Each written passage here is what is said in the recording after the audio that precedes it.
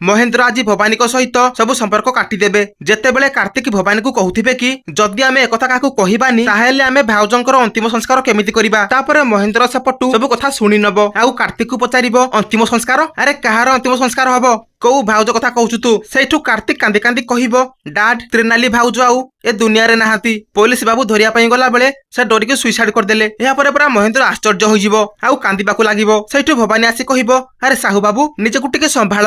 तापरे महेंद्र पूरा रागिकी निया हेजिबो आउ भवानी को कहिबो एसबु केवल तमरी पई हेइची केवल तमे ही दाई। पुणी कार्तिक को पचारिबे कार्तिक ते जेबे कोठी अछि मु ता साथे कथा पई चाहूची। कार्तिक सेठू कहिबो डाड भाई को मु खोजिबाकू बहुत चेष्टा करथिली हेले ताको मु पाउनी। एहा परे महेंद्र कहिबो तेज किछि भूल करिया पूर्वरु मु ताको खोजिबाकू जिबी आउ एबे जिबी।